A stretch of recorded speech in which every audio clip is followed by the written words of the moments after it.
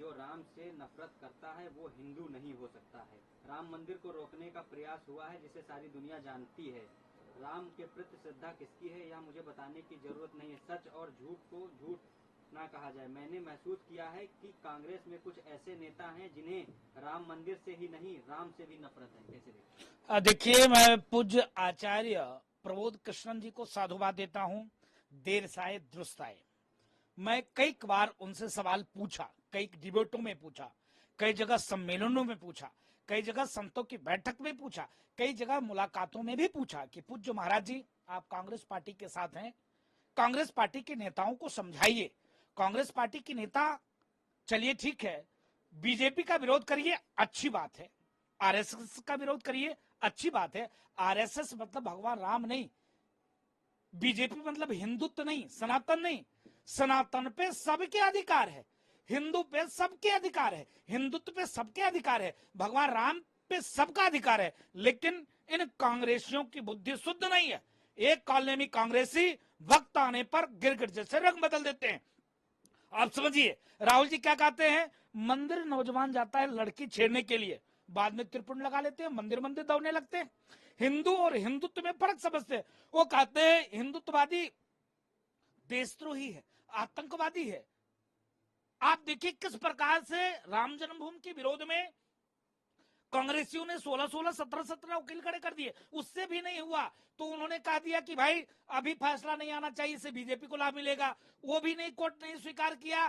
तब आने के बाद ये कहा कि अभी मुहूर्त सही नहीं है, शंकराचार्य जी के पास चले गए, उससे भी नहीं हुआ तो चले आए करे, इतनी भीड़ करना अच्छी बात नहीं, कोरोना चल रहा है, उससे भी नहीं हुआ तो कहा करे भाई मैं भी बाबरी मस्जिद का निर्माण कराऊंगा, ये तो गलत फैसला आया।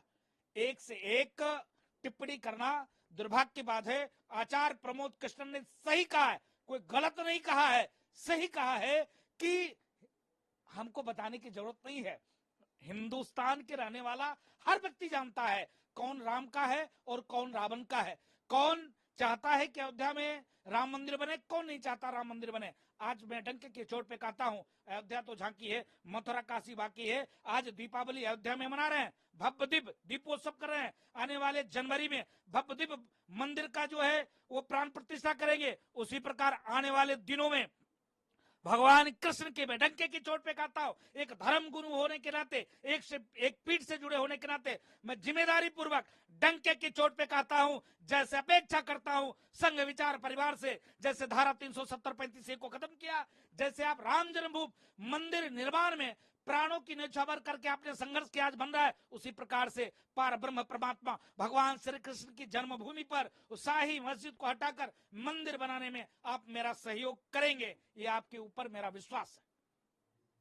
पार्टी सात की लिस्ट में नाम ना होने पर कांग्रेस नेता आचार्य प्रमोद कृष्णन ने नाराजगी का कोई कारण नहीं बताया है। उन्होंने कहा है कांग्रेस हिंदुओं के समर्थन की जरूरत नहीं है, ये हिंदू धर्म गुरु को स्टार प्रचारक बनाने का मकसद होता उन्हें नहीं है। देखिए, मैं साधुवाद व्यक्त करता हूं पूज्य आचार्य प्रमोद कृष्णन जी का। आचार्य प्रमोद कृष्णन जी शुद्ध रूप से कांग्रेसी हैं और कांग्रेस के लिए पूरे जीवन उन्होंने समर्पित कर दिया। ये मुझको दुख है कि आचार्य प्रमोद कृष्णन जी को स्टार प्रचारक नहीं बनाया। सदैव वो स्टार प्रचारक रहते थे, उनको लिस्ट में नहीं रखा। लेकिन मैं पुनः सवाल खड़ा करता हूं, इसलिए क्योंकि कांग्रेस को संतों से कोई जरूरत नहीं है। इसलिए नहीं जरूरत है कि आप देखेंगे इंदिरा जी संतों के चरण में तो रहते थे, लेकिन संतों की सीना दिल्ली में गोली से उन्होंने छलनी करा दिया। संत का सिर्फ मांग यही है कि गौ माता की रक्षा करो, सुरक्षा करो। इस चीज के लेकर दिल्ली में जब संत ने एक सम्मेलन किया तो संतों की सीना गोली से छलनी करने वाली स्वर्गीय इंदिरा गांधी। तो कांग्रेस को संत से कोई लेना देना नहीं है आचार्य जी, कांग्रेस का कोई संत से लेना देना नहीं है।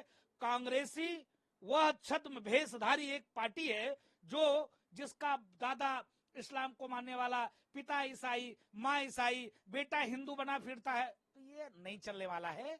आप समझ सकते हो, कांग्रेस शुरू से हिंदू सनातन संस्कृति को तोड़ने का प्रयास किया। अभी तत्काल में जो घमंडिया गठबंधन है, घमंडिया गठबंधन के तमाम गठबंधन के जो लोग हैं, किसी ने कोरोना, टाइफाइड, एड्स, मलेरिया, किसी ने सनातन उन्मूलन करके कार्यक्रम चलाया, किसी ने रामचरितमानस फाड़ने जलाने प्रतिबंध करने की बात किया, किसी ने हिंदू को आतंकवादी कह दिया, हिंदू मतलब चोर नीच लुटेरा। आप समझ सकते हो, इस महागठबंधन के सभी दलों ने ऐसी भाषा का प्रयोग किया। मैं डंके की चोट पर कहता हूं, किसी का दम हो ना, दम हो तो इस्लाम के कुरीति पर बोल के दिखा दो, कोई मोहम्मद साहब के बारे में बोल के दिखा दो, कोई यीशु के बारे में बोल के दिखा दो। नहीं बोल सकते। सनातन सहिष्णु होते हैं, क्या दिक्कत है? कोई भी बोलो, कोई दिक्कत नहीं, कोई तकलीफ नहीं। हिंदू तो ये है, दिक्कत क्या है? खूब गाली दो, खूब सनातन को मिटाने की बात करो। सनातनी कुछ बोलने वाले नहीं है, लेकिन कान खोलकर सुन लो, सनातनी जग चुके हैं, जिसका परिणाम स्वरूप है इतना तेजी से परिवर्तन आया।